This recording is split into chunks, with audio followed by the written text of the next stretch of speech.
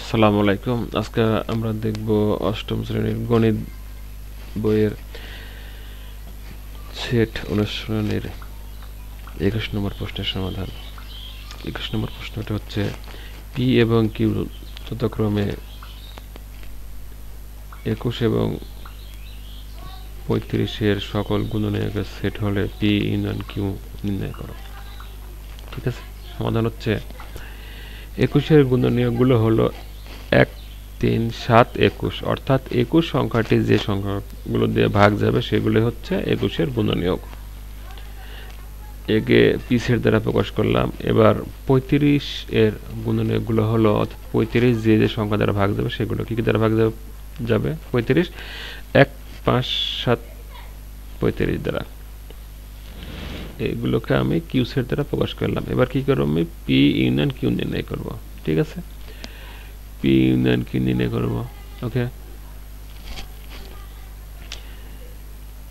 Union হচ্ছে সকল set নিয়ে তৈরি হবে, অর্থাৎ এখানে 1 আছে, এখানেও 1, তাহলে উপাদান 1 হবে, এখানে 3 আছে, এখানে নাই, তারপরে 3 হবে, অর্থাৎ এখানে এখানে মিল থাকলেও হবে, মিল না থাকলেও হবে।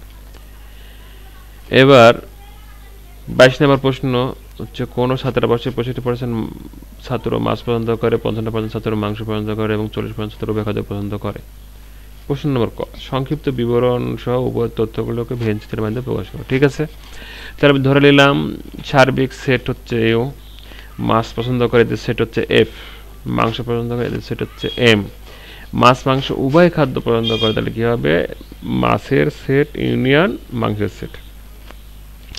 নিম্নে ভেন চিত্রের মাধ্যমে প্রকাশ করা হলো। আমরা দেখতে পাচ্ছি এফ একটি বৃত্ত, এম আরেকটি বৃত্ত। এখানে এম আর এন এর যে কমন অংশ সেটা কত পার্সেন্ট? 40%। এই 40%-এ কি আছে? উভয়, অর্থাৎ মাছও পছন্দ করে মাংসও পছন্দ করে। এখন 65% ছাত্র কি পছন্দ করে? মাছ পছন্দ করে। তাহলে পরে যেহেতু এই এফ বৃত্তটা হচ্ছে মাছের, এটা 65%। এখন এখান থেকে আমি এই যে মাছ মাংস পছন্দ করে 40%, এটা বাদ দিতে হবে। এটা হচ্ছে উভয় খাদ্য পছন্দ করে, লেখা হচ্ছে যেন উভয়টা বাদ দিলে 65 থেকে 40 বাদ দিলে কত হবে? 25 হবে।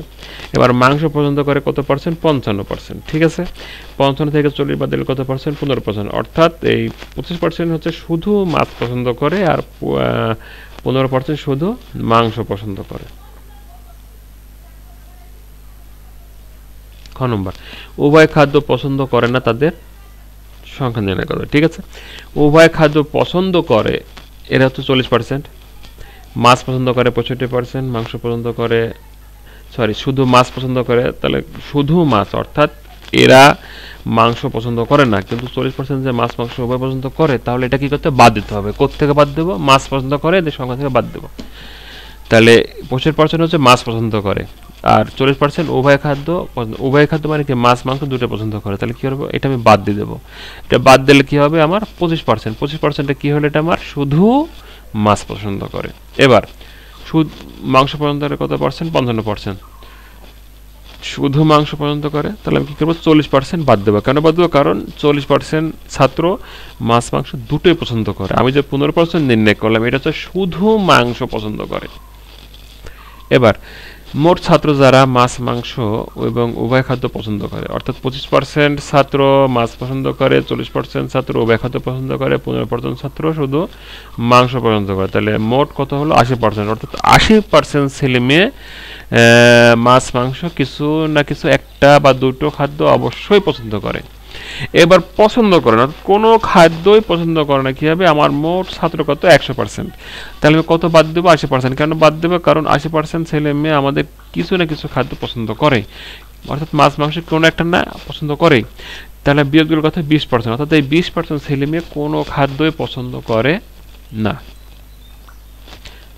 22 গ, যারা শুধু একটি খাদ্য পছন্দ করে তাদের সংখ্যার গুণনীয়ক সেটের সেট।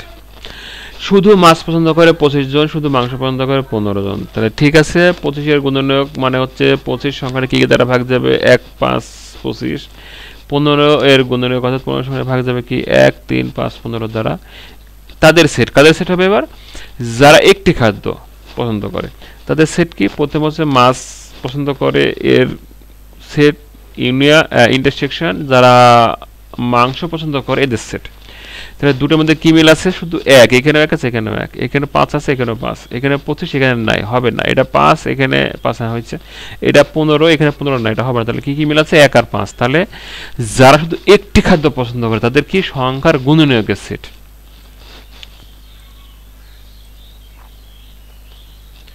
প্রশ্ন নাম্বার 23 বলতেছে এ সেটটি সেট গঠন পদ্ধতিতে লিখো। ঠিক আছে, আমরা এবার দেখি সমাধানে দেখি এ সেটটিকে ওই যে আমরা যে গঠন পদ্ধতিতে লিখবো দেখি ভেন চিত্র হতে পাই। এই যে এ যে বৃত্ত আছে এই বৃত্তের মধ্যে কি কি আছে?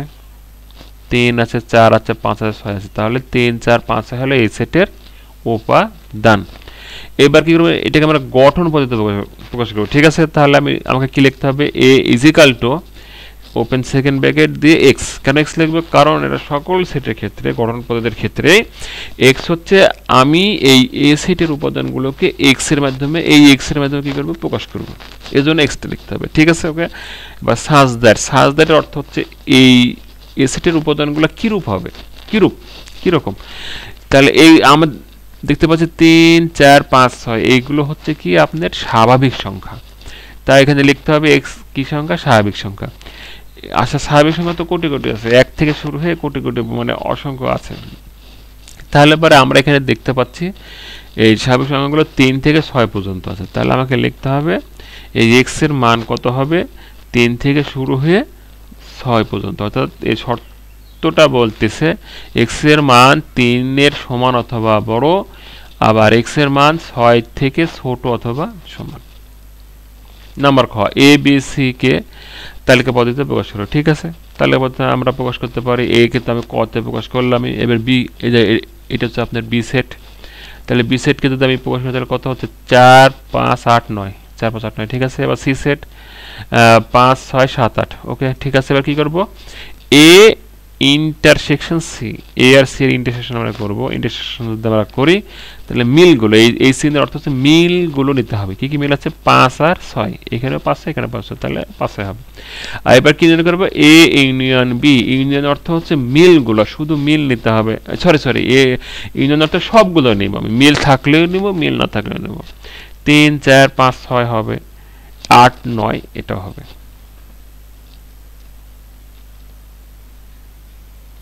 তেইশের গ, প্রমাণ করো যে A union B complement equal to A complement intersection B complement. ঠিক আছে, তাহলে আমরা ভেন চিত্র হতে পাই ইউনিভার্সাল সেট ইউ এর মান হচ্ছে 3 থেকে 10 পর্যন্ত, এ সেটের মান হচ্ছে 3, 4, 5, 6, বি সেটের মান হচ্ছে 4, 5, 8, 9, সি সেটের মান হচ্ছে 5, 6, 7, 8। আমরা একটুখানি পিছনে যাই তাহলে আমরা দেখতে পাবো এই যে ইউ সেট এ সেটের উপাদান, এটা হচ্ছে বি সেটের উপাদান, এটা সি সেটের উপাদান, এবং এই যে 10 যে বাইরে আছে তবুও 10 কিন্তু এই মানে সকল সেটের উপাদান, এবং এই সেটের বাইরে যে আছে ইউ, এটা নিয়েও কিন্তু আমাদের ইউ সেটটা গঠিত।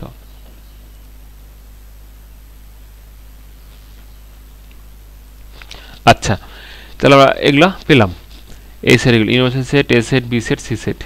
এবার এ ইউনিয়ন বি আমাদের প্রথম নির্ণয় করতে হবে। আমরা প্রথমে এ ইউনিয়ন বি নির্ণয় করব, তারপর কমপ্লিমেন্ট নির্ণয় করব। ঠিক আছে, এ সেটের উপাদান এগুলা, বি সেটের উপাদান এগুলা, কি আছে? ইউনিয়ন। ইউনিয়ন মানে কি? সবগুলোই হবে, ডবল থাকলেও হবে, মানে একবার থাকলেও হবে। ঠিক আছে, এবার বাম পক্ষ কমপ্লিমেন্ট থাকলে আমরা জানি কি ইউনিভার্সাল সেট থেকে এই সেটকে বাদ দিতে হয়। এটা হচ্ছে কমপ্লিমেন্ট থাকলে এটা নিয়ম। তাহলে ইউ সেট কি কি আছে? 3 থেকে 10 বিয়োগ 0 এ ইউনিয়ন বি। আমি কি পেলাম? এ ইউনিয়ন বি সমান সমান 3 থেকে 9। ঠিক আছে, এটার অর্থ হচ্ছে এই ইউনিয়ন থেকে এই উপাদানগুলো বাদ যাবে। যে কি বাদ যাবে? 3 বাদ যাবে, 4 বাদ যাবে, 5, 6 বাদ যাবে, এই যে 7 হবে, 8ও বাদ যাবে, 9 বাদ যাবে, 10 হবে। তাহলে আমি বাম পক্ষে কি পেলাম? 7 এবং 10। এবার এ কমপ্লিমেন্ট মানে ইউ থেকে এই উপাদানগুলো বাদ যাবে, অর্থাৎ 3, 4, 5, 6 বাদ দিতে হবে। বাদ দিলে যা থাকবে সেটা হবে এ কমপ্লিমেন্ট। বি কমপ্লিমেন্ট হচ্ছে ইউনিভার্সাল সেট থেকে বি উপাদানগুলো বাদ দিয়ে যা পাবো সেটা হচ্ছে বি কমপ্লিমেন্ট। এবার কি হবে? ইন্টারসেকশন মানে এই যে এ কমপ্লিমেন্ট আর বি কমপ্লিমেন্টের মধ্যে কি কি মিল আছে আমাদের দেখতে পাই একটুখানি খেয়াল করে। 7 এবং 10 মিল আছে।